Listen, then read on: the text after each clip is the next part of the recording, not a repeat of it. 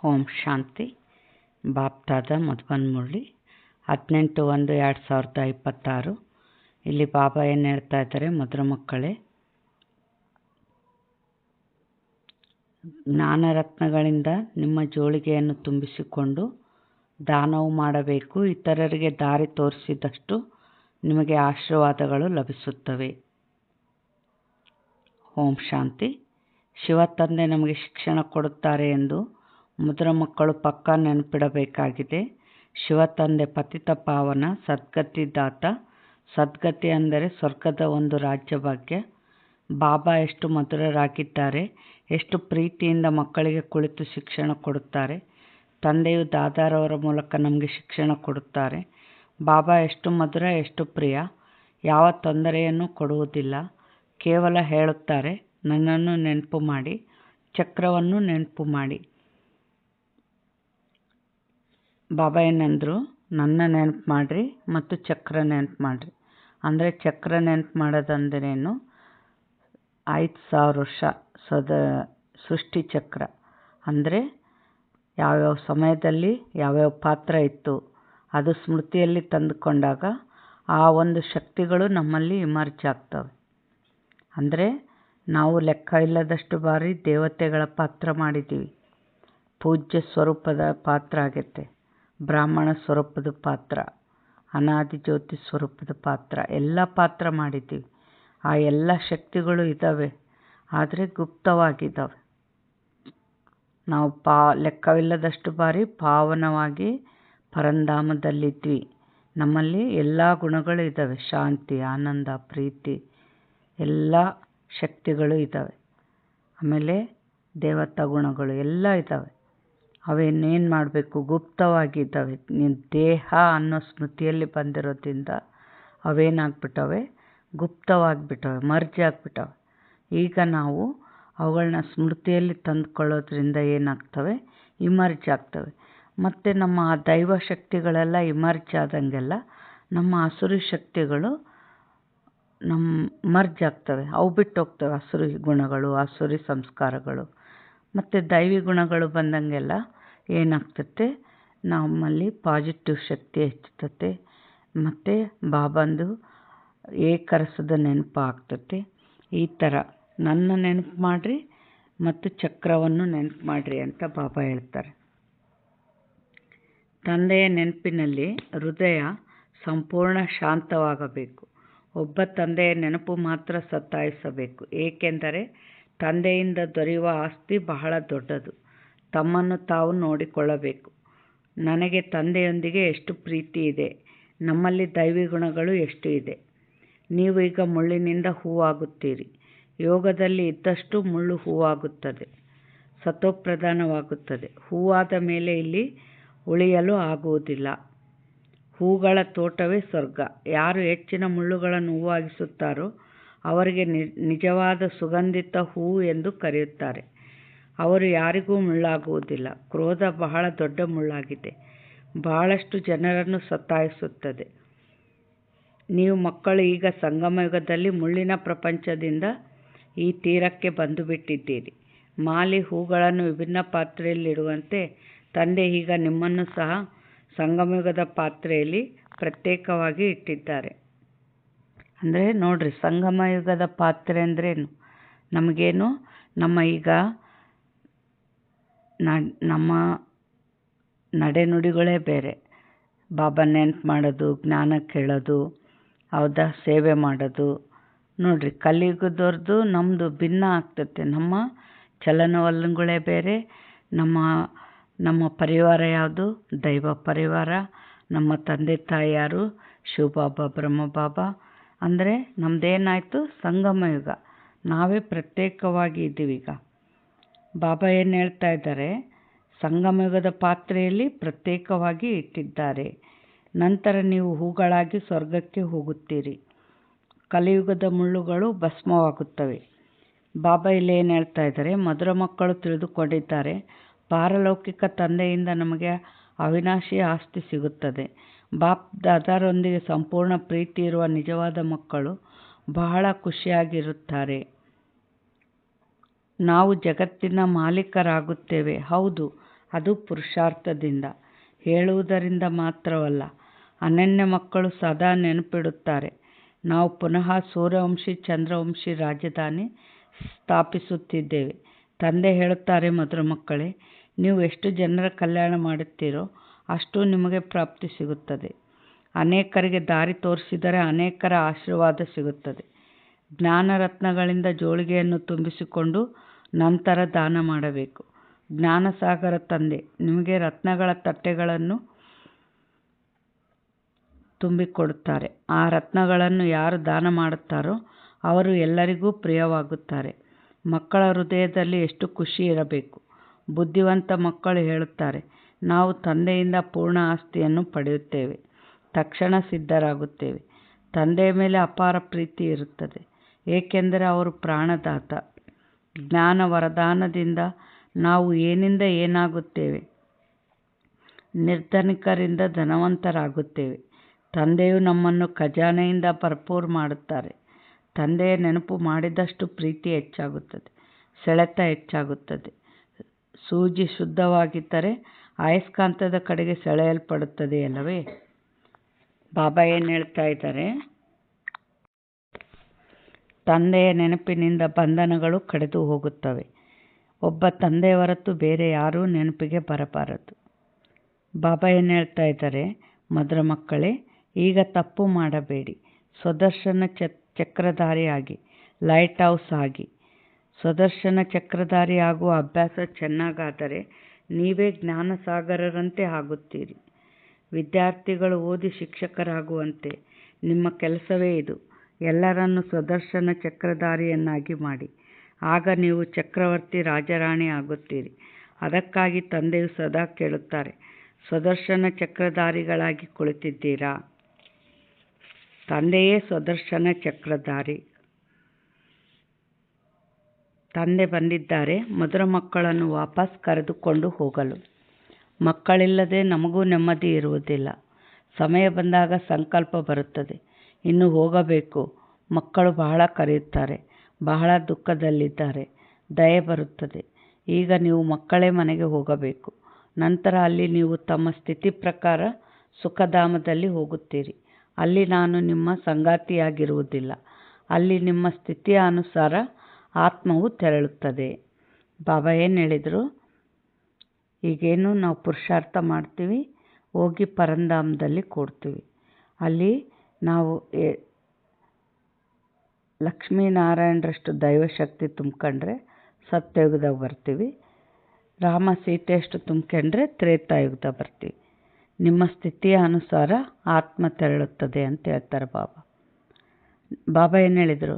ನೀವು ಮಕ್ಕಳು ತಂದೆಯ ನೆನಪಿನಲ್ಲಿ ಇದ್ದಷ್ಟು ಇತರರಿಗೆ ಶಿಕ್ಷಣ ಕೊಡುವ ಪ್ರಭಾವವಾಗುತ್ತದೆ. ಹೆಚ್ಚು ಮಾತನಾಡುವ ಅಗತ್ಯವಿಲ್ಲ. ಆತ್ಮಾಭಿಮಾನಿಯಾದರೆ ಸ್ವಲ್ಪ ಹೇಳಿದರೂ ಸಹ ಬಾಣವು ನಾಟುತ್ತದೆ. ಏನು ಹೇಳಿದರು ಬಾಬಾ? ಆತ್ಮಾಭಿಮಾನಿಯಾದರೆ ಸ್ವಲ್ಪ ಹೇಳಿದರೂ ಬಾಣ ನಾಡ್ತದೆ ಅಂದರು. ಅಂದರೆ ಆತ್ಮಿಕ ಸ್ಥಿತಿಯಲ್ಲಿದ್ದಾಗ ಏನಿರ್ತತೆ, ನಮ್ಮಲ್ಲಿ ದೈವಶಕ್ತಿ ಇರ್ತತೆ. ಆ ಶಾಂತಿ, ಪ್ರೀತಿ, ಸ್ನೇಹ ಈ ಎಲ್ಲ ತುಂಬಿಕೊಂಡು ನಾವು ಜ್ಞಾನ ನಾವು ಅನುಭವ ಮಾಡಿ ಹೇಳಿದಾಗ ಅಲ್ಲಿ ಅದರ ಬಾಣ ನಾಟುತ್ತದೆ. ಆ ಅನುಭವದ ಮಾತು ಸತ್ಯ ಇರ್ತತೆ. ಅದಕ್ಕೆ ಬಾಬಾ ಏನು ಹೇಳ್ತಾರೆ? ಆತ್ಮಾಭಿಮಾನಿಯಾದರೆ ಬಾಣ ನಾಡ್ತತೆ ಅಂತಾರೆ. ತಂದೆ ಹೇಳುತ್ತಾರೆ, ಮಕ್ಕಳೇ, ಕಳೆದದ್ದು ಕಳೆದು ಹೋಯಿತು. ಮೊದಲು ನಿಮ್ಮನ್ನು ಸುಧಾರಿಸಿಕೊಳ್ಳಿ. ನೀವು ಸ್ವತಃ ನೆನಪು ಮಾಡದೆ ಇತರರಿಗೆ ಹೇಳುತ್ತಾ ಇದ್ದರೆ ಅದು ತಲುಪುವುದಿಲ್ಲ. ಮನಸ್ಸು ತಿನ್ನುತ್ತಿರುತ್ತದೆ. ತಂದೆಯ ಮೇಲೆ ಸಂಪೂರ್ಣ ಪ್ರೀತಿ ಇಲ್ಲದಿದ್ದರೆ ಶ್ರೀಮತದಂತೆ ನಡೆಯಲಾಗುವುದಿಲ್ಲ. ತಂದೆಯಂಥ ಶಿಕ್ಷಣ ಯಾರೂ ಕೊಡಲಾರರು. ತಂದೆ ಹೇಳುತ್ತಾರೆ, ಮಧುರ ಮಕ್ಕಳೇ, ಈ ಹಳೆಯ ಪ್ರಪಂಚವನ್ನು ಈಗ ಮರೆತು ಬಿಡಿ. ಅಂತ್ಯದ ಸಮಯದಲ್ಲಿ ಹೇಗಾದರೂ ಸರಿ ಮರೆಯಲೇಬೇಕು. ಯಾಕೆ ಮರಿಬೇಕು? ಅಂತ್ಯದ ಸಮಯದಲ್ಲಿ ನಾವು ಎಲ್ಲ ಮರೆತು ಬಾಬನ ನೆನಪಿನಲ್ಲಿ ಶರೀರ ಬಿಟ್ಟರೆ ಹೋಗಿ ಬಾಬನ ಜೊತೆಗೆ ಹೋಗಿ ಪರಂಧಾಮದಾಗ ಕೂತು ಬಿಡ್ತೀವಿ. ಶರೀರ ಬಿಟ್ಟಾಗ ಬೇರೆ ನೆನಪು ಬಂತು ಅಂದರೆ ಮತ್ತೆ ಆತ್ಮ ಪರಂಧಾಮಕ್ಕೆ ಹೋಗಲ್ಲ. ನಾವು ಯಾರ ನೆನಪಿನಲ್ಲಿ ಶರೀರ ಬಿಡ್ತೀವೋ ಅವ್ರನ್ನ ಸೇರ್ತೀವಿ. ಅದಕ್ಕೆ ಮರಿಲೇಬೇಕು ಅಂತಾರೆ ಬಾಬಾ. ಬುದ್ಧಿಯು ಶಾಂತಿಧಾಮ ಸುಖಧಾಮಗಳ ಕಡೆಗೆ ಹೋಗಬೇಕು. ತಂದೆಯನ್ನು ನೆನಪು ಮಾಡುತ್ತಾ ಮಾಡುತ್ತಾ ತಂದೆಯ ಬಳಿಗೆ ಹೋಗಬೇಕು. ಪತಿತ ಆತ್ಮಗಳು ಸಹ ತಿಳಿಯಲಿ, ಅದು ಪಾವನ ಆತ್ಮಗಳ ಮನೆಯಾಗಿದೆ. ಶರೀರವು ಪಂಚತತ್ವಗಳಿಂದ ನಿರ್ಮಾಣವಾಗಿರುವುದು. ಆದ್ದರಿಂದ ಆ ಪಂಚತತ್ವಗಳು ಇಲ್ಲಿರಲು ಆತ್ಮವನ್ನು ಸೆಳೆಯುತ್ತವೆ. ಯಾಕೆಂದರೆ ಆತ್ಮವು ಇದನ್ನು ಆಸ್ತಿ ಎಂದು ತಿಳಿಯುತ್ತದೆ. ಅದಕ್ಕಾಗಿ ಶರೀರದ ಮೇಲೆ ಮಮತ್ವ ಉಂಟಾಗಿದೆ. ಇಲ್ಲಿ ಬಾಬಾ ಏನು ಹೇಳ್ತಾ ಇದ್ದಾರೆ, ಪಂಚತತ್ವಗಳ ಮೇಲೆ ಮಮತ್ವ ಬೆಳೀತದೆ ಆತ್ಮಕ್ಕೆ ಅಂತಾರೆ. ಅಂದರೆ ಈ ದೇಹ ನಾನು ಅಂದ್ಕೊಂಡು ಈ ದೇಹ, ಈ ದೇಹದ ಸಂಬಂಧ, ಈ ದೇಹದ ವಸ್ತುಗಳು ನಾನು ಅನ್ಕೊಂತ ಇದರಲ್ಲೇ ಮೋಹ ತುಂಬ್ಕೊಂಬಿಟ್ಟತೆ ಆತ್ಮ. ಅದಕ್ಕೆ ಈ ಮಮತ್ವನ ಈ ಮನೆಗೆ ಹೋಗ್ಬೇಕಂದ್ರೆ ಇದೆಲ್ಲದರಿಂದ ಮಮತ್ವ ತೆಗಿಬೇಕು. ಅದಕ್ಕೆ ಆತ್ಮಾಭಿಮಾನಿ ಆಗಬೇಕು ಅಂತ ಬಾಬಾ ಹೇಳ್ತಾ ಇದ್ದಾರೆ. ಅಲ್ಲಿ ಪಂಚತತ್ವಗಳೇ ಇಲ್ಲ. ಎಲ್ಲಿ? ಪರಂಧಾಮದಲ್ಲಿ. ಸತ್ಯಯುಗದಲ್ಲಿ ಸಹ ಶರೀರವು ಯೋಗ ಬಲದಿಂದ ನಿರ್ಮಾಣವಾಗುತ್ತದೆ. ಸತೋಪ್ರಧಾನ ಪ್ರಕೃತಿ ಇರುವುದರಿಂದ ಅಲ್ಲಿ ಯಾವುದೇ ಸೆಳೆತವಿಲ್ಲ, ದುಃಖವಿಲ್ಲ. ಇವು ಬಹಳ ಸೂಕ್ಷ್ಮವಾಗಿ ಅರ್ಥ ಮಾಡಿಕೊಳ್ಳಬೇಕಾದ ಮಾತುಗಳು. ಇಲ್ಲಿನ ಪಂಚತತ್ವಗಳ ಬಲ ಆತ್ಮವನ್ನು ಸೆಳೆಯುತ್ತದೆ. ಆದ್ದರಿಂದ ಶರೀರವನ್ನು ಬಿಟ್ಟು ಹೋಗಲು ಮನಸ್ಸಿಲ್ಲದಂತೆ ಆಗುತ್ತದೆ. ಆದರೆ ಇದರಲ್ಲಿ ನಿಜವಾಗಿ ಇನ್ನೂ ಹೆಚ್ಚು ಖುಷಿಯಾಗಿರಬೇಕು. ಪಾವನರಾದ ನಂತರ ಶರೀರವನ್ನು ಬೆಣ್ಣೆಯಿಂದ ಕೂದಲನ್ನು ತೆಗೆದುಕೊಳ್ಳುವಂತೆ ಸುಲಭವಾಗಿ ಬಿಟ್ಟು ಹೋಗುವಿರಿ. ಆದ್ದರಿಂದ ಶರೀರದಿಂದ ಮತ್ತು ಎಲ್ಲ ವಸ್ತುಗಳಿಂದ ಮಮತ್ವವನ್ನು ಸಂಪೂರ್ಣವಾಗಿ ತೆಗೆಯಬೇಕು. ಬಾಬಾ ಏನು ಹೇಳ್ತಾ ಇದ್ದಾರೆ, ಆತ್ಮ ಪಾವನ ಆದಷ್ಟು ಏನಾಗ್ತತೆ, ಈ ಪಂಚತತ್ವಗಳಿಂದ ಡಿಟ್ಯಾಚ್ ಆಗ್ತಾ ಹೋಗ್ತದೆ. ನಾನು ಈ ಶರೀರದಿಂದ ಭಿನ್ನವಾದ ಒಂದು ಚೈತನ್ಯ ಶಕ್ತಿ ಆತ್ಮ ನಾನು ಅಂತ ಅದು ಅನುಭವ ಮಾಡ್ತತೆ. ಆಗ ಅದೇನಾಗ್ತತೆ, ಬೆಣ್ಣೆಯಲ್ಲಿ ಕೂದಲು ತೆಗೆದಂತೆ ಈಜಿಯಾಗಿ ನುಣುಚಿಕೊಂಡು ಈ ಶರೀರನ ಬಿಟ್ಟು ಪರಂಧಾಮಕ್ಕೆ ಹೋಗ್ಬಿಡ್ತದೆ ಸಂಪೂರ್ಣ ಪಾವನ ಆದಾಗ. ಬಾಬಾ ಏನಂತಾರೆ, ಶರೀರ ನಮಗೆ ಯಾವುದೇ ಸಂಪರ್ಕವಿಲ್ಲ. ನಾವು ಕೇವಲ ಬಾಬಾರ ಬಳಿ ಹೋಗುತ್ತಿದ್ದೇವೆ. ಈ ಪ್ರಪಂಚದಿಂದ ನಮ್ಮ ಬ್ಯಾಗೇಜನ್ನು ಮುಂಚಿತವಾಗಿಯೇ ಕಳಿಸಿದ್ದೇವೆ. ಜೊತೆಯಲ್ಲಿ ತೆಗೆದುಕೊಂಡು ಹೋಗಲು ಸಾಧ್ಯವಿಲ್ಲ. ಇತರ ಆತ್ಮಗಳು ಕೂಡ ಹೋಗಬೇಕಿದೆ. ಶರೀರವನ್ನು ಇಲ್ಲೇ ಬಿಡಬೇಕಾಗಿದೆ. ನೋಡ್ರಿ, ಬ್ಯಾಗೇಜನ್ನು ಮುಂಚಿತವಾಗಿ ಕಳಿಸಿದ್ದೇವೆ ಅಂದ್ರೇನು, ಇಷ್ಟು ದಿವಸ ಅಸುರಿ ಗುಣಗಳಿದ್ದವು, ಅವನ್ನೆಲ್ಲ ತೆಗೆದು ಏನು ದೈವಿ ಗುಣಗಳನ್ನ ತುಂಬಿವೆ ಆತ್ಮದಾಗ. ಹೌದಾ? ಸತ್ಯಯುಗಕ್ಕೆ ಏನು ಬೇಕೋ ಅವನ್ನ ತುಂಬ್ಕೊಂಡಿವಿ. ಕಲಿಯುಗದನ್ನೆಲ್ಲ ಖಾಲಿ ಮಾಡಿವಿ. ಬ್ಯಾಗೇಜ್ ಎಲ್ಲ ರೆಡಿ ಮಾಡಿ ಕಳಿಸ್ಬಿಟ್ಟಿವಿ ಆತ್ಮದ. ಬಾಬಾ ಏನಂತ ಇದ್ದಾರೆ, ಈ ಶರೀರನೂ ಇಲ್ಲೇ ಬಿಡಲೇಬೇಕಾಗಿದೆ. ಬಾಬಾ ಹೊಸ ಶರೀರದ ಸಾಕ್ಷಾತ್ಕಾರವನ್ನು ಈಗಲೇ ಮಾಡಿಸಿದ್ದಾರೆ. ವಜ್ರ ವೈಡೂರ್ಯಗಳಿಂದ ನಿರ್ಮಿತ ಮಹಲುಗಳು ದೊರೆಯುತ್ತವೆ. ಅಂಥ ಸುಖಧಾಮಕ್ಕೆ ಹೋಗಲು ಎಷ್ಟು ಪರಿಶ್ರಮ ಪಡಬೇಕಾಗಿದೆ. ದಣಿಯಬಾರದು. ಹಗಲು ರಾತ್ರಿ ಬಹಳ ಸಂಪಾದನೆ ಮಾಡಲೇಬೇಕಾಗಿದೆ. ಆದ್ದರಿಂದ ಬಾಬಾ ಹೇಳಿದ್ದಾರೆ, ನಿದ್ದೆಯನ್ನು ಗೆಲ್ಲುವ ಮಕ್ಕಳೇ, ಮಾಮೇಕಂ ಯಾದ್ಕರು, ಕೇವಲ ನನ್ನನ್ನು ನೆನಪಿಸಿಕೊಳ್ಳಿರಿ ಮತ್ತು ವಿಚಾರ ಸಾಗರ ಮಂಥನ ಮಾಡಿ.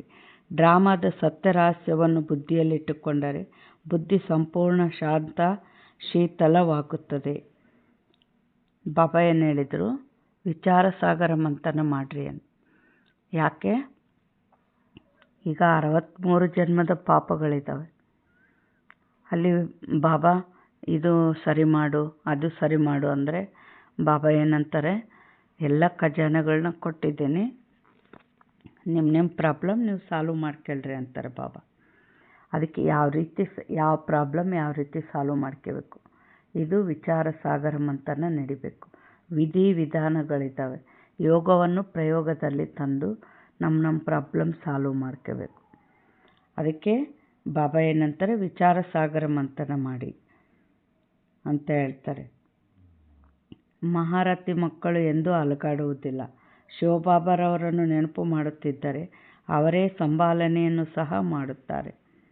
ಬಾಬಾ ಏನು ಹೇಳ್ತಾ ಇದ್ದಾರೆ, ತಂದೆ ನೀವು ಮಕ್ಕಳನ್ನು ದುಃಖದಿಂದ ಬಿಡಿಸಿ ಶಾಂತಿಯ ದಾನವನ್ನು ಕೊಡುತ್ತಾರೆ. ನೀವು ಸಹ ಶಾಂತಿಯ ದಾನವನ್ನು ಕೊಡಬೇಕು. ನಿಮ್ಮ ಈ ಅಪಾರ ಶಾಂತಿ ಯೋಗಬಲ ಇತರರನ್ನು ಕೂಡ ಒಂದೇ ಕ್ಷಣದಲ್ಲಿ ಸಂಪೂರ್ಣ ಶಾಂತಗೊಳಿಸುತ್ತದೆ. ನೀವು ಬಾಬಾರವರ ನೆನಪಿನಲ್ಲಿದ್ದು ನಂತರ ನೋಡಿ, ಈ ಆತ್ಮ ನಮ್ಮ ಕುಲಕ್ಕೆ ಸೇರಿದವರಾಗಿದ್ದಾರೆಯೋ ಅಥವಾ ಇಲ್ಲವೋ. ಒಂದು ವೇಳೆ ಆಗಿದ್ದರೆ ಅವರು ಒಂದೇ ಕ್ಷಣದಲ್ಲಿ ಶಾಂತವಾಗಿ ಬಿಡುತ್ತಾರೆ. ಈ ಕುಲದ ಆತ್ಮಗಳು ಮಾತ್ರವೇ ಈ ಮಾತುಗಳಲ್ಲಿ ಆಸಕ್ತಿ ಪಡೆಯುತ್ತಾರೆ. ಬಾಬಾ ಏನು ಹೇಳ್ತಾ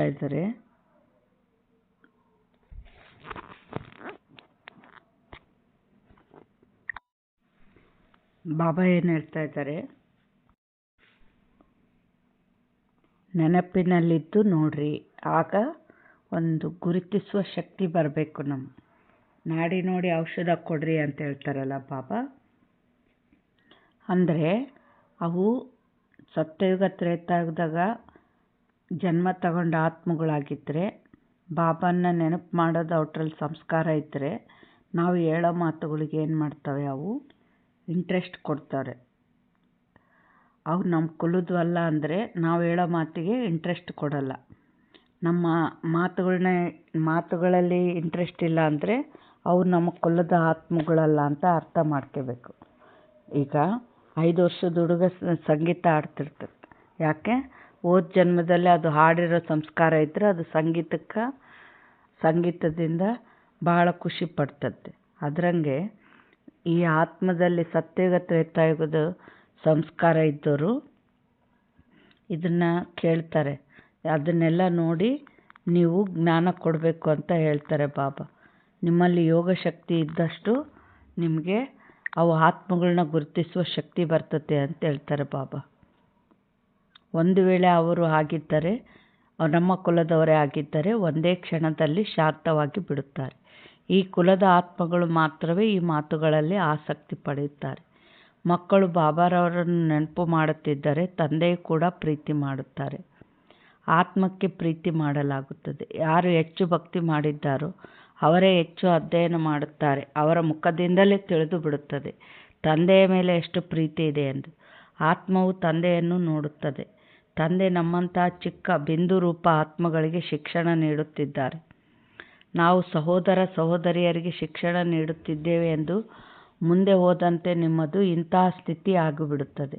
ರೂಪವು ಸಹೋದರಿಯರದ್ದಾಗಿದ್ದರೂ ದೃಷ್ಟಿ ಆತ್ಮದ ಕಡೆಗೆ ಹೋಗುತ್ತದೆ. ಶರೀರದ ಮೇಲೆ ದೃಷ್ಟಿ ಹೋಗಬಾರದು. ಇದರಲ್ಲಿ ತುಂಬ ಪರಿಶ್ರಮ ಪಡಬೇಕಾಗುತ್ತದೆ. ಇದು ನಿಜಕ್ಕೂ ಸೂಕ್ಷ್ಮ ವಿಷಯ. ಇದು ಅತ್ಯಂತ ಶ್ರೇಷ್ಠ ವಿದ್ಯೆಯಾಗಿದೆ. ತೂಕ ಮಾಡಿ ನೋಡಿದರೆ ಈ ವಿದ್ಯೆ ಬಹಳ ಬೆಲೆ ಉಳ್ಳದ್ದು. ಬಾಬಾ ಏನಂದರು, ಶರೀರದ ಕಡೆ ದೃಷ್ಟಿ ಹೋಗಬಾರ್ದು ಅಂದರು. ಯಾಕೆ ಅಂದರೆ ಶರೀರದ ಕಡೆ ದೃಷ್ಟಿ ಹೋದರೆ ಅದು ಅವ್ರ ಕರ್ಮದಿಂದ ಏನು ಮಾಡಿರ್ತಾರೋ ಅವೇ ಶರೀರದಿಂದ ಏನು ಕರ್ಮ ಮಾಡಿರ್ತಾರೋ ಅವೇ ನೆನಪಿಗೆ ಬರ್ತವೆ. ಆ ವೇಸ್ಟು ನೆಗೆಟಿವ್ ಥಾಟ್ಸ್ಗಳಿಂದ ನಾವೇನಾಗ್ತೀವಿ, ಮತ್ತು ಆತ್ಮಕ್ಕೆ ಬೇರೆ ಬೇರೆ ವಿಚಾರಗಳು ಬರ್ತವೆ. ಅದಕ್ಕೆ ಬಾಬಾ ಏನಂತಾರೆ, ಆತ್ಮದಿಂದ ನೋಡಬೇಕು ಅಂತ ಹೇಳ್ತಾರೆ ಬಾಬಾ. ಒಳ್ಳೆಯದು. ಈ ಮಧುರಾತಿ ಮಧುರ ಅಗಲಿ ಹೋಗಿ ಮರಳಿ ಸಿಕ್ಕಿರುವ ಮಕ್ಕಳಿಗೆ ಮಾತ್ಪಿತಾ ಬಾಪ್ದಾದರವರಿಂದ ನೆನಪು, ಪ್ರೀತಿ ಮತ್ತು ಗುಡ್ ಮಾರ್ನಿಂಗ್. ಆತ್ಮಿಕ ತಂದೆಯಿಂದ ಆತ್ಮಿಕ ಮಕ್ಕಳಿಗೆ ನಮಸ್ತೆ. ಆತ್ಮಿಕ ಮಕ್ಕಳಿಂದ ಆತ್ಮಿಕ ತಂದೆ ತಾಯಿಗೆ ನೆನಪು, ಪ್ರೀತಿ ಹಾಗೂ ಸುಪ್ರಭಾತ. ನಮಸ್ತೆ ನಮಸ್ತೆ ನಮಸ್ತೆ. ಅವ್ಯಕ್ತ ಮಹಾವಾಕ್ಯ. ಮಹಾವೀರ ಮಕ್ಕಳ ಸಂಘಟನೆಯ ವಿಶೇಷತೆ ಏಕರಸ ಸ್ಥಿತಿ. ಮಹಾವೀರರು ಎಂದರೆ ವಿಶೇಷ ಆತ್ಮ. ಇಂಥ ಮಹಾವೀರರು ವಿಶೇಷ ಆತ್ಮಗಳ ಸಂಘಟನೆಯ ವಿಶೇಷತೆ ಈಗಿನ ಸಮಯದಲ್ಲಿ ಏನೆಂದರೆ ಒಂದೇ ಸಮಯದಲ್ಲಿ ಎಲ್ಲರ ಏಕರಸ ಸ್ಥಿತಿ ಇರಬೇಕು. ಯಾವ ಸ್ಥಿತಿಯಲ್ಲಿ ಎಷ್ಟು ಸಮಯ ನಿಲ್ಲಬೇಕೆಂದು ಬಯಸುತ್ತಾರೋ ಅಷ್ಟೇ ಸಮಯ ಆ ಸ್ಥಿತಿಯಲ್ಲಿ ಸಂಘಟಿತವಾಗಿ ನಿಲ್ಲುವಂತೆ ಆಗಬೇಕು. ಸಂಘಟಿತ ರೂಪದಲ್ಲಿ ಎಲ್ಲರ ಸಂಕಲ್ಪ ಎಂಬ ಬೆರಳು ಒಂದಾಗಬೇಕು. ಸಂಘಟನೆಯ ಈ ಅಭ್ಯಾಸ ಇಲ್ಲದಿರುವ ತನಕ ಸಿದ್ಧಿ ಸಾಧ್ಯವಿಲ್ಲ. ಸಂಘಟನೆಯಲ್ಲಿ ಈಗ ಆಜ್ಞೆಯಾದರೆ 5 ನಿಮಿಷಗಳ ತನಕ ವ್ಯರ್ಥ ಸಂಕಲ್ಪಗಳನ್ನು ಸಂಪೂರ್ಣವಾಗಿ ನಿಲ್ಲಿಸಿ ಬೀಜರೂಪ ಪವರ್ಫುಲ್ ಸ್ಥಿತಿಯಲ್ಲಿ ಏಕರಸವಾಗಿ ಕುಳಿತುಕೊಳ್ಳಿ. ಈಗಾಗಲೂ ಅಭ್ಯಾಸ ಇದೆಯಾ? ಬಾಬಾ ಏನಂತಾರೆ, ಬೀಜ ರೂಪದಲ್ಲಿ, ಅಂದರೆ ಆತ್ಮಜ್ಯೋತಿ ಆತ್ಮಿಕ ಸ್ಥಿತಿಯಲ್ಲಿರೋದು ಸಂಘಟನೆಯಲ್ಲಿ. ಆ ಥರ ಸಂಘಟನೆಯಲ್ಲಿ ಎಲ್ಲರೂ ಆತ್ಮಿಕ ಸ್ಥಿತಿಯಲ್ಲಿದ್ದಾಗ ಅಲ್ಲಿ ವೈಬ್ರೇಷನ್ ಎಷ್ಟು ಪವರ್ಫುಲ್ ಇರುತ್ತೆ. ಆ ಪವರ್ಫುಲ್ ವೈಬ್ರೇಷನ್ನಾಗ ನಾವೇನು ಸಂಕಲ್ಪ ಮಾಡಿದರೂ ಸಿದ್ಧಿ ಆಗ್ತೈತೆ. ಬಾಬಾ ಏನು ಹೇಳ್ತಾ ಇದ್ದಾರೆ, ಈಗಾಗಲೂ ಅಭ್ಯಾಸ ಇದೆಯಾ? ಯಾರೋ ಒಬ್ಬರು ಮನದಲ್ಲಿ ಇನ್ನೊಬ್ಬರ ಆತ್ಮಿಕ ವಾರ್ತಾಲಾಪದಲ್ಲಿ ಮತ್ತೊಬ್ಬರು ಅವ್ಯಕ್ತ ಸ್ಥಿತಿಯಲ್ಲಿದ್ದರೆ ಅದು ಆಜ್ಞೆ ಅನುಸರಿಸಿದಂತೆ ಆಗುವುದಿಲ್ಲ. ಬಾಬಾ ಏನು ಹೇಳ್ತಾ ಇದ್ದಾರೆ, ಒಬ್ಬರು ಆತ್ಮಿಕ ಸ್ಥಿತಿಯಲ್ಲಿದ್ದಾರೆ, ಇನ್ನೊಬ್ಬರು ಪರಂಧಾಮದಾಗ ಬಾಬಾನ ಜೊತೆಗೆ ವಾರ್ತಾಲಾಪದಾಗ ಅದಾರೆ. ಇನ್ನೊಬ್ರು ಏನೋ ವಿಚಾರ ಮಾಡ್ತಾರೆ ಅಂದರೆ ಅದು ಸಂಘಟನೆ, ಏಕರಸ ಸ್ಥಿತಿ ಅನ್ನಲ್ಲ ಅಂತಾರೆ ಬಾಬಾ. ಆಜ್ಞೆಯು ಬೀಜರೂಪವಾಗಬೇಕೆಂದು ಇದೆ, ಆದರೆ ಮಾಡುತ್ತಿರುವುದು ಆತ್ಮಿಕ ವಾರ್ತಾಲಾಪ. ಹೀಗಾದರೆ ಆಜ್ಞೆ ಪಾಲನೆಯಾಗುವುದಿಲ್ಲ. ವ್ಯರ್ಥ ಸಂಕಲ್ಪಗಳ ಅಂತ್ಯ ಮಾಡಿದಾಗ ಇದು ಆಗುವುದು, ಏಕೆಂದರೆ ಎಲ್ಲ ಚಿಂತೆಗಳ ಕಾರಣ ವ್ಯರ್ಥ ಸಂಕಲ್ಪಗಳೇ. ಈ ವ್ಯರ್ಥ ಸಂಕಲ್ಪಗಳನ್ನು ಮುಗಿಸಲು ಮತ್ತು ಸಂಘಟನೆಯನ್ನು ಶಕ್ತಿಶಾಲಿ ಏಕಮತವಾಗಿ ಮಾಡಲು ಯಾವ ಶಕ್ತಿ ಬೇಕು? ಏನು ಹೇಳಿದ್ರು ಬಾಬಾ? ವ್ಯರ್ಥ ಸಂಕಲ್ಪ ಸ್ಟಾಪ್ ಆಗಬೇಕು, ಸಂಘಟನೆ ಶಕ್ತಿಶಾಲಿ ಇರಬೇಕು. ಅದಕ್ಕೆ ಯಾವ ಶಕ್ತಿ ಬೇಕು ಅಂತ ಕೇಳ್ತಾ ಇದ್ದಾರೆ ಬಾಬಾ. ಒಂದು ನಂಬಿಕೆ, ಎರಡನೇದು ಸಮಾವೇಶ ಮಾಡಿಕೊಳ್ಳುವ ಶಕ್ತಿ. ಸಮಾವೇಶ ಅಂದರೆ ಏನು? ಏನೇ ಸಂಕಲ್ಪಗಳು ಬಂದರೂ ಯಾವನ್ನು ಅಲ್ಲಿ ಸಮಾವೇಶ ಅಂದ್ರೆ ನುಂಗಿ ಬಿಡಬೇಕು, ಅವನ್ನ ವಿಸ್ತಾರ ಮಾಡೋಕ್ಕೆ ಹೋಗಬಾರ್ದು. ಅವನ್ನೇನು ಮಾಡಬೇಕು? ಸಮಾವೇಶ ಮಾಡ್ಕೊಳ್ಬಿಟ್ಬಿಡ್ಬೇಕು. ಸಂಘಟನೆಯನ್ನು ಜೋಡಿಸುವ ದಾರವೇ ನಂಬಿಕೆ. ಯಾರು ಏನನ್ನಾದರೂ ಮಾಡಿದರೂ ತಪ್ಪಾದರೂ ಅದರ ಹಿಂದೆ ಅವರ ಸಂಸ್ಕಾರ, ಕಾಲ, ಪರಿಸ್ಥಿತಿಯ ಯಾವುದೋ ಅಂತರಂಗ ಭಾವನಾರ್ಥ ಇರುವುದು. ಸೇವೆ ಇರುವ ಜಾಗದಲ್ಲಿ ಅವರ ಸಂಸ್ಕಾರಗಳನ್ನು ಕರುಣದೃಷ್ಟಿಯಿಂದ ನೋಡಿ. ಅಲ್ಲಿ ಕೂಡ ಕಲ್ಯಾಣ ಇದೆ ಎಂಬ ದೃಷ್ಟಿ ಇರಬೇಕು. ಒಬ್ಬರ ತಪ್ಪನ್ನು ಮತ್ತೊಬ್ಬರು ವ್ಯರ್ಥವಾಗಿ ಹರಡಬಾರದು. ಯಾರಾದರೂ ತಮ್ಮ ತಪ್ಪನ್ನು ಅರಿಯುತ್ತಾರೆ, ಆದರೆ ಅದನ್ನು ಹರಡಲು ಬಯಸುವುದಿಲ್ಲ. ಅದೇ ರೀತಿ ಇತರರ ತಪ್ಪನ್ನು ಹರಡಬಾರದು. ವ್ಯರ್ಥ ಸಂಕಲ್ಪಗಳನ್ನು ಓಡಿಸಬಾರದು, ಅವುಗಳನ್ನು ಸಮಾಧಾನಗೊಳಿಸಬೇಕು. ಇದರಲ್ಲಿ ಇನ್ನೊಬ್ಬರ ನಂಬಿಕೆ ಬೇಕು. ಪ್ರೀತಿಯ ಶಕ್ತಿ ಸಮಸ್ಯೆಗಳನ್ನು ಕರಗಿಸುತ್ತದೆ. ಪ್ರಪಂಚದಲ್ಲಿ ಮನೆಯ ವಿಷಯ ಹೊರಗೆ ಹೇಳುವುದಿಲ್ಲ, ಹೇಳಿದರೆ ಮನೆಗೆ ಹಾನಿ. ಹಾಗೆ ಸಂಘಟನೆಯಲ್ಲಿ ಯಾರಾದರೂ ಏನಾದರೂ ಮಾಡಿದರೆ ಅದರಲ್ಲೂ ಯಾವುದೋ ರಹಸ್ಯ ಕಲ್ಯಾಣದ ಅರ್ಥ ಇರುತ್ತದೆ. ಈ ಎರಡು ಪ್ರಕಾರದ ನಂಬಿಕೆ ಇಟ್ಟುಕೊಂಡು ಒಬ್ಬರಿನ್ನೊಬ್ಬರ ಸಂಪರ್ಕದಲ್ಲಿ ನಡೆಯುವುದರಿಂದ ಸಂಘಟನೆಯ ಸಫಲತೆಯಾಗುವುದು. ಇಲ್ಲಿ ಬಾಬಾ ಏನಂತಾರೆ ನೋಡ್ರಿ, ಮನ್ಯಾಗ ಎಲ್ಲ ಎಷ್ಟು ಮಂದಿ ಸದಸ್ಯರಿರ್ತಾರೆ, ಆದರೆ ನಮ್ಮ ಮನೆಯವ್ರದ್ದು ಬೇರೆಯವ್ರ ಮುಂದೆ ಹೇಳಬಾರ್ದು, ನಮ್ಮ ಮನೆ ಮರ್ಯಾದೆ ಹೋಗ್ತತೆ ಅಂತೇಳಿ ನಾವು ಅದು ಹೆಂಗಿರಲಿ ಯಾರ ಮುಂದೆ ಹೇಳ್ಕೊಳ್ಳಲ್ಲ ನೋಡ್ರಿ. ಅದರಂತೆ ಇಲ್ಲಿ ಸಂಘಟನೆಯಲ್ಲಿ ನಮ್ಮದು ಇರ್ತತೆ, ವಿಧ ಸಂಸ್ಕಾರದವ್ರು ಇರ್ತೀವಿ. ಆದರೆ ಅದನ್ನೇ ಅಲ್ಲಿ ಒಬ್ರಿಗೊಬ್ಬರು ಮಾತಾಡ್ಕೊಂತ ವೈಬ್ರೇಷನ್ ಕೆಡಿಸಬಾರ್ದು ಅಂತ ಬಾಬಾ ಹೇಳ್ತಾ ಇದ್ದಾರೆ. ಅದು ಏನೋ ಕಲ್ಯಾಣ ಐತೆ, ಅದು ನಡೀತಾ ಐತೆ, ಈ ಥರ ಸ್ಪ್ರೆಡ್ ಮಾಡಬಾರ್ದು ಅಂತ ಹೇಳ್ತಾರೆ. ಈ ಎರಡು ಪ್ರಕಾರದ ನಂಬಿಕೆ ಇಟ್ಟುಕೊಂಡು ಒಬ್ಬರಿನ್ನೊಬ್ಬರ ಸಂಪರ್ಕದಲ್ಲಿ ನಡೆಯುವುದರಿಂದ ಸಂಘಟನೆ ಸಫಲತೆಯಾಗುವುದು. ಬಾಬಾ ಏನು ಹೇಳ್ತಾ ಇದ್ದಾರೆ, ವ್ಯರ್ಥ ಸಂಕಲ್ಪಗಳನ್ನು ಸಮಾವೇಶ ಮಾಡಿಕೊಳ್ಳಬೇಕು, ಅಂದರೆ ಸಮಾಪ್ತಿ ಮಾಡಬೇಕು, ಹರಡಬಾರ್ದು ವ್ಯರ್ಥ ಸಂಕಲ್ಪಗಳನ್ನ ಅಂತ ಹೇಳ್ತಾರೆ ಬಾಬಾ. ಹಿಂದಿನ ಸಂಸ್ಕಾರಗಳನ್ನು ಎಂದೂ ವರ್ತಮಾನ ಸಮಯದೊಂದಿಗೆ ಹೋಲಿಸಬಾರದು, ಮಾಡಬಾರದು. ಹಳೆಯ ವಿಷಯಗಳನ್ನು ಹಿಂದಿಗೆ ತಂದುಕೊಂಡಾಗಲೇ ಸಂಕಲ್ಪಗಳ ಕ್ಯೂ ಉದ್ದವಾಗುತ್ತದೆ. ಈ ವ್ಯರ್ಥ ಸಂಕಲ್ಪಗಳ ಸಾಲು ಇರುವ ತನಕ ಸಂಘಟಿತ ರೂಪದ ಏಕರಸ ಸ್ಥಿತಿ ಸಾಧ್ಯವಾಗುವುದಿಲ್ಲ. ಅಂದರೆ ಏನು ಹೇಳ್ತಾರೆ ಬಾಬಾ, ಹಳೆಯ ವಿಷಯ, ಹಳೆಯ ಸಂಸ್ಕಾರ, ಆ ವಿಚಾರಗಳನ್ನೇ ನೀವು ತಗೋಬಾರ್ದು, ಅಲ್ಲಿಗೆ ಸಮಾಪ್ತಿ ಮಾಡಬೇಕು ಅಂತ ಹೇಳ್ತಾರೆ ಬಾಬಾ. ಅನ್ಯರ ತಪ್ಪನ್ನು ತನ್ನ ತಪ್ಪೆಂದು ಅರ್ಥ ಮಾಡಿಕೊಳ್ಳುವುದೇ ಸಂಘಟನೆಯನ್ನು ಬಲಪಡಿಸುವುದು. ಇದಕ್ಕಾಗಿ ಪರಸ್ಪರ ನಂಬಿಕೆ ಬೇಕು. ಈಗ ಅನ್ಯರ ತಪ್ಪು, ಅಲ್ಲಿ ಇವ್ರು ಹಿಂಗೆ ಮಾಡ್ತಾರೆ ಹಂಗೆ ಮಾಡ್ತಾರೆ ಅಂತ ಹರಡೋ ಬದಲು ಮತ್ತೆ ಏನು ಮಾಡಬೇಕು ಅಂತ ಹೇಳಿದರು ಬಾಬಾ. ಅವ್ರನ್ನ ಒಂದು ಅದು ಮನಸ ಸೇವೆಯ ಮೂಲಕ ಪರಿವರ್ತನೆ ಮಾಡಬೇಕು. ಶಕ್ತಿ ತುಂಬಿ, ಅದಕ್ಕೆ ಜ್ಞಾನದಂತೆ ನಡೆಯುವ ಶಕ್ತಿ ಇಲ್ಲಲ್ಲ, ಅದಕ್ಕೆ ಶಕ್ತಿ ತುಂಬಿ ಸರಿ ಮಾಡಬೇಕು. ಒಂದು ಶುಭ ಭಾವನೆ, ಶುಭ ಕಾಮನೆಯಿಂದ ಇದು ಶ್ರೇಷ್ಠ ಆತ್ಮ, ಇದು ಶ್ರೇಷ್ಠ ಪುರುಷಾರ್ಥ ಮಾಡುವಂತೆ ಆಗಲಿ ಬಾಬಾ. ಈ ಥರ ಮನಸ ಸೇವೆ ಮೂಲಕ ಸರಿ ಮಾಡಬೇಕು. ಇಡೀ ವಿಶ್ವನ ಪರಿವರ್ತನೆ ಮಾಡೋರು ನಿಮ್ಮ ಸಂಘಟನೆನ ಪರಿವರ್ತನೆ ಮಾಡೋಕ್ಕಾಗಲ್ಲೇನು ಅಂತ ಕೇಳ್ತಾರೆ ಬಾಬಾ. ಈ ಥರ ಸರಿ ಇಲ್ಲದನ್ನು ಸರಿ ಮಾಡೋದ್ರ ಕಡೆ ನಮ್ಮ ಬುದ್ಧಿ ನೆಡಬೇಕಾಗಲಿ. ಅದು ಹೀಗೈತೆ ಆಗೈತೆ ಅಂತ ಇನ್ನೊಂದಿಷ್ಟು ಅದ್ರ ವೈಬ್ರೇಷನ್ ಹರಡಿಸಿ ಅದನ್ನು ಕೆಡಿಸಬಾರ್ದು ಅಂತ ಬಾಬಾ ಹೇಳ್ತಾರೆ.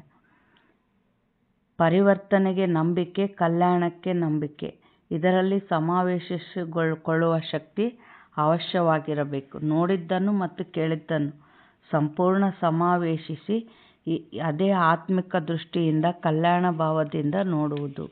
ಅಜ್ಞಾನಿಗಳಿಗೆ ಹೇಳುವಂತೆ ಅಪಕಾರಿಗಳಿಗೆ ಉಪಕಾರ ಮಾಡಬೇಕು. ಸಂಘಟನೆಯಲ್ಲಿ ಕೂಡ ಒಬ್ಬರಿನ್ನೊಬ್ಬರ ಪ್ರತಿ ದಯೆಯ ಭಾವನೆ ಇರಬೇಕು. ಈಗ ದಯೆಯ ಭಾವನೆ ಕಡಿಮೆಯಾಗಿದೆ, ಏಕೆಂದರೆ ಆತ್ಮಿಕ ಸ್ಥಿತಿಯ ಅಭ್ಯಾಸ ಕಡಿಮೆಯಾಗಿದೆ.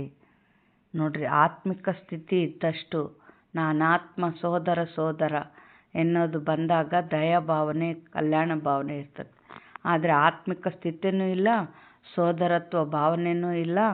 ಅದಕ್ಕೆ ಏನಂತಾರೆ ಬಾಬಾ, ದಯಾ ಭಾವನೆಯೂ ಕಡಿಮೆ ಆಗಿದೆ ಅಂತಾರೆ. ಇಂಥ ಪವರ್ಫುಲ್ ಸಂಘಟನೆಯಿಂದಲೇ ಸಿದ್ಧಿ ಬರುತ್ತದೆ. ಈಗ ನೀವು ಸಿದ್ಧಿಯನ್ನು ಆಮಂತ್ರಿಸುತ್ತಿದ್ದೀರಿ, ಅದರ ಮುಂದೆ ಸಿದ್ಧಿಯೇ ನಿಮ್ಮ ಮುಂದೆ ತಲೆಬಾಗುತ್ತದೆ. ಹೇಗೆ ಸತ್ಯಯುಗದಲ್ಲಿ ಪ್ರಕೃತಿ ದಾಸಿಯಾಗಿ ಕೆಲಸ ಮಾಡುತ್ತದೋ ಹಾಗೆಯೇ ಸಿದ್ಧಿಯೂ ನಿಮ್ಮ ಮುಂದೆ ಶರಣಾಗುತ್ತದೆ. ಜ್ಞಾನ ಶ್ರೇಷ್ಠವಾದಾಗ, ಸ್ಟೇಜ್ ಪವರ್ಫುಲ್ ಆಗಿದ್ದರೆ ಸಿದ್ಧಿ ದೊಡ್ಡ ವಿಷಯವಲ್ಲ. ಬಾಬಾ ಏನು ಹೇಳ್ತಾ ಇದ್ದಾರೆ, ಎಂದೆಂದಿಗೂ ಏಕರಸ ಸ್ಥಿತಿಯಲ್ಲಿರುವವರಿಗೆ ಸಿದ್ಧಿ ಲಭಿಸದೇ ಇರಲು ಸಾಧ್ಯವಿಲ್ಲ. ಆದರೆ ಇದಕ್ಕಾಗಿ ಸಂಘಟನೆಯ ಶಕ್ತಿ ಬೇಕು. ಒಬ್ಬರು ಮಾತನಾಡಿದರೆ ಇನ್ನೊಬ್ಬರು ಸ್ವೀಕಾರ ಮಾಡಬೇಕು. ಎದುರಿಸುವ ಶಕ್ತಿ ಬ್ರಾಹ್ಮಣ ಕುಟುಂಬದ ಮುಂದೆ ಬಳಸಬಾರದು. ಏನು ಹೇಳಿದರು ಬಾಬಾ, ಎದುರಿಸುವ ಶಕ್ತಿ ಬ್ರಾಹ್ಮಣ ಕುಟುಂಬದ ಮುಂದೆ ಬಳಸಬಾರದು ಅಂದರು. ಅಂದ್ರೇನು, ಜೋರಾಗಿ ಅವ್ರನ್ನ ಮಾಡ್ತೀವಲ್ಲ ಲೌಕಿಕದಾಗ, ಹೆದರಿಸಿ ಸುಮ್ಮನಿರ್ಸೋದು, ಈ ಥರ ಮಾಡ್ತೀವಲ್ಲ, ಆ ಥರ ಇದು ಬ್ರಾಹ್ಮಣ ಪರಿವಾರದಲ್ಲಿ ಅದು ಇರಬಾರ್ದು ಅಂತಾರೆ ಬಾಬಾ. ಅದು ಮಾಯೆಯ ಮುಂದೆ ಬಳಸಬೇಕಾಗಿದೆ. ಕುಟುಂಬದ ಮುಂದೆ ಎದುರಿಸುವ ಶಕ್ತಿ ಉಪಯೋಗಿಸಿದರೆ ಸಂಘಟನೆಯ ಶಕ್ತಿ ಕುಂದುತ್ತದೆ. ನಾವು ಅವರಿಂದ ಬೈದು ಸುಮ್ಮನಿರ್ಸಕ್ಕೆ ಹೋದ್ರೆ ಅಲ್ಲೇನಾಗ್ತೈತೆ, ಅವ್ರಿಗೆ ಫೀಲ್ ಆದಾಗ ಏನಾಗ್ತೈತೆ, ಆತ್ಮದ ಶಕ್ತಿ ಕಡಿಮೆ ಆಗ್ತೈತೆ, ಅಲ್ಲಿ ವೈಬ್ರೇಷನ್ ಕೆಡ್ತತೆ. ಯಾವುದೋ ಮಾತು ಇಷ್ಟವಾಗಲಿಲ್ಲವೆಂದರೂ ಒಬ್ಬರಿನ್ನೊಬ್ಬರು ಸನ್ಮಾನಿಸಬೇಕು. ಆ ಸಮಯದಲ್ಲಿ ಅವರ ಸಂಕಲ್ಪ ಅಥವಾ ಮಾತನ್ನು ಕತ್ತರಿಸಬಾರದು. ಆದ್ದರಿಂದ ಈಗ ಸಮಾವೇಶಿಸಿಕೊಳ್ಳುವ ಶಕ್ತಿಯನ್ನು ಧಾರಣೆ ಮಾಡಬೇಕು. ಬಾಬಾ ಏನು ಹೇಳ್ತಾ ಇದ್ದಾರೆ, ಅವರು ಏನಾದರೂ ಸಜೆಷನ್ ಕೊಡುವಾಗ ಏನು ಮಾಡಬೇಕು, ಅದು ಅವ್ರ ಮಾತಿಗೆ ಗೌರವ ಕೊಡಬೇಕು, ಕಟ್ ಮಾಡಬೇಡ್ರಿ ಅಂತ ಹೇಳ್ತಾರೆ ಬಾಬಾ. ಸಂಘಟಿತ ರೂಪದಲ್ಲಿ ಬ್ರಾಹ್ಮಣ ಮಕ್ಕಳ ಪರಸ್ಪರದ ಭಾಷೆ ಅವ್ಯಕ್ತ ಭಾವ ಆಗಿರಬೇಕು. ಹೇಗೆ ಪರಿಸ್ಥಗಳು ಅಥವಾ ಆತ್ಮಗಳು ಪರಸ್ಪರ ಮಾತನಾಡುತ್ತಿದ್ದೇವೆ ಹಾಗೆ. ಯಾರಾದರೂ ಕೇಳಿದ ತಪ್ಪನ್ನು ಸಂಕಲ್ಪದಲ್ಲೂ ಸ್ವೀಕಾರ ಮಾಡಬಾರದು ಮತ್ತು ಸ್ವೀಕಾರ ಮಾಡಿಸಬಾರದು. ಸ್ವೀಕಾರ ಮಾಡಿಸಬಾರ್ದಂದ್ರೇನು, ಅದನ್ನ ವರ್ಣನೆ ಅಂತ ಹೇಳಿದಾಗ ಇನ್ನೊಬ್ಬರು ಸ್ವೀಕಾರ ಮಾಡಿಬಿಡ್ತಾರೆ. ಆ ಥರ ಮಾಡಬಾರ್ದು. ಬಾಬಾರವರ ಸಂಘಟನೆಯ ಶುಭ ಕಾಮನೆ ಪ್ರಾಕ್ಟಿಕಲ್ ಆಗುವುದು ಅಂತಹ ಸ್ಥಿತಿಯಲ್ಲಿ ಮಾತ್ರ. ಇದಕ್ಕಾಗಿ ಪರಸ್ಪರ ವಿಶೇಷ ಪುರುಷಾರ್ಥ, ವಿಶೇಷ ಅನುಭವಗಳನ್ನು ಹಂಚಿಕೊಳ್ಳಬೇಕು. ಸಂಘಟಿತ ರೂಪದಲ್ಲಿ ವಿಶೇಷ ಯೋಗ ಅಭ್ಯಾಸಗಳು ನಡೆಯುತ್ತಿರುವಾಗ ವಿನಾಶ ಜ್ವಾಲೆಗೆ ಉತ್ತೇಜನ ಸಿಗುತ್ತದೆ. ಯೋಗಾಗ್ನಿಯಿಂದಲೇ ವಿನಾಶದ ಅಗ್ನಿ ಪ್ರಜ್ವಲಿಸುತ್ತದೆ. ಒಳ್ಳೆಯದು. ಓಂ ಶಾಂತಿ. ವರದಾನ: ವ್ಯಕ್ತ ಸ್ಥಿತಿಯಲ್ಲಿ ಇದ್ದರೂ ಅವ್ಯಕ್ತ ಪರಿಸ್ಥಾರೂಪದ ಸಾಕ್ಷಾತ್ಕಾರ ಮಾಡುವ ಶ್ವೇತ ವಸ್ತ್ರಧಾರಿಯು ಶ್ವೇತ ಲೈಟ್ ಧಾರಿ ಭವ. ಬಾಬಾ ಏನು ವರದಾನ ಕೊಟ್ಟರು, ವ್ಯಕ್ತ ಸ್ಥಿತಿಯಲ್ಲಿದ್ದರು ಅಂದರೆ ಶರೀರದಲ್ಲಿ ಇದ್ದೀವಿ, ಆದರೂ ಕೂಡ ಆತ್ಮಿಕ ಸ್ಥಿತಿಯಲ್ಲಿ ಒಂದು ಪರಿಸ್ಥಾತನದ ಅನುಭವ ಮಾಡಿಸ್ರಿ. ಆ ಥರ ಸಾಕ್ಷಾತ್ಕಾರ ಮಾಡಿಸುವಂಥ ಶ್ವೇತ ವಸ್ತ್ರಧಾರಿಗಳು, ಲೈಟ್ ಧಾರಿಗಳಾಗ್ರಿ ಅಂತ ಬಾಬಾ ವರದಾನ ಕೊಡ್ತಾ ಇದ್ದಾರೆ. ಹೇಗೆ ಈಗಲೂ ಎಲ್ಲೆಡೆ ಕೇಳಿಸುತ್ತಿದೆ, ಈ ಶ್ವೇತ ವಸ್ತ್ರಧಾರಿಗಳು ಯಾರು, ಎಲ್ಲಿಂದ ಬಂದವರು? ಈಗ ಎಲ್ಲೆಡೆ ಪರಿಷ್ಠ ರೂಪದ ಸಾಕ್ಷಾತ್ಕಾರವಾಗುವಂತೆ ಜಾಗೃತರಾಗಿ. ಇದನ್ನು ಡಬಲ್ ಸೇವೆ ಎನ್ನುತ್ತಾರೆ. ಹೇಗೆ ಮೋಡಗಳು ಎಲ್ಲೆಡೆ ತುಂಬಿವೆಯೋ ಹಾಗೆ ಇದಾಗುವುದು ಶರೀರದಿಂದ ಭಿನ್ನ ಆಗಿ ಸೂಕ್ಷ್ಮ ಶರೀರದಿಂದ ಚಕ್ರ ಹಾಕುವ ಅಭ್ಯಾಸ ಮಾಡಿದಾಗ ಮನಸ್ಸು ಪವರ್ಫುಲ್ ಆಗುತ್ತದೆ.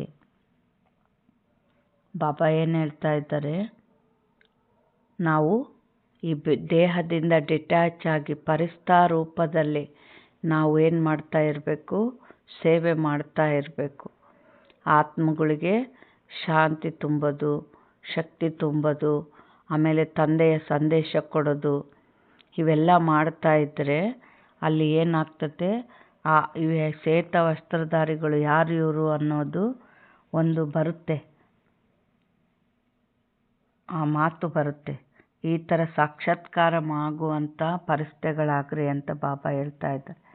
ಸ್ಲೋಗನ್: ಸರ್ವಗುಣ ಸರ್ವಶಕ್ತಿಯ ಅಧಿಕಾರಿ ಆಗಬೇಕಾದರೆ ಆಜ್ಞಾಕಾರಿಯಾಗಿ. ಆಜ್ಞಾಕಾರಿ ಅಂದ್ರೇನು? ಬಾಬಾ ಹೇಳ್ದಂಗೆ ಕೇಳಬೇಕು. ಎಷ್ಟು ಬಾಬಾ ಹೇಳ್ದಂಗೆ ನಡ್ಕೊಂತೀವೋ ಅಷ್ಟು ಏನಾಗ್ತೀವಿ, ಸರ್ವಗುಣ ಸರ್ವಶಕ್ತಿಯ ಅಧಿಕಾರಿ ಆಗ್ತೀರಿ ಅಂತಾರೆ ಬಾಬಾ. ಅವ್ಯಕ್ತ ಸೂಚನೆಗಳು: ಹೇಗೆ ತಂದೆ ಸದಾ ಸ್ವತಂತ್ರರಾಗಿದ್ದಾರೋ ಹಾಗೆಯೇ ತಂದೆಯ ಸಮಾನರಾಗಿರಿ. ಬಾಪ್ತಾದ ಈಗ ಮಕ್ಕಳನ್ನು ಪರತಂತ್ರವಾಗಿ ನೋಡಲು ಸಾಧ್ಯವಿಲ್ಲ. ನೀವು ನಿಮ್ಮನ್ನು ಸ್ವತಂತ್ರಗೊಳಿಸಲಾಗುತ್ತಿಲ್ಲ. ಸ್ವತಃ ನಿಮ್ಮ ಬಲಹೀನತೆಗಳಲ್ಲಿ ಬೀಳುತ್ತಾ ಇರುತ್ತೀರಿ ಎಂದರೆ ವಿಶ್ವ ಪರಿವರ್ತಕರು ಹೇಗೆ ಆಗುವಿರಿ? ಈಗ ಈ ಸ್ಮೃತಿಯನ್ನು ಹೆಚ್ಚಿಸಿಕೊಳ್ಳಿ, ನಾನು ಮಾಸ್ಟರ್ ಸರ್ವಶಕ್ತಿವಂತ. ಇದರಿಂದ ಸಹಜವಾಗಿ ಎಲ್ಲ ಪಂಜರಗಳಿಂದ ಮುಕ್ತವಾಗಿ ಹಾರುವ ಪಕ್ಷಿಯಂತೆ ಆಗುವಿರಿ. ಬಾಬಾ ಏನು ಹೇಳ್ತಾ ಇದ್ದಾರೆ, ಪರತಂತ್ರ ಆಗಬೇಡ್ರಿ. ಅಂದರೆ ದೇಹದ ಸ್ಮೃತಿ, ದೇಹಾಭಿಮಾನದಲ್ಲಿ ಬಂದರೆ ವಿಶ್ವದ ಕಲ್ಯಾಣ ಯಾವಾಗ ಮಾಡ್ತೀರಿ ನೀವು ಅಂತ ಹೇಳ್ತಾರೆ. ನಾನಾತ್ಮ ಸ್ವರೂಪ, ಸ್ವತಂತ್ರ.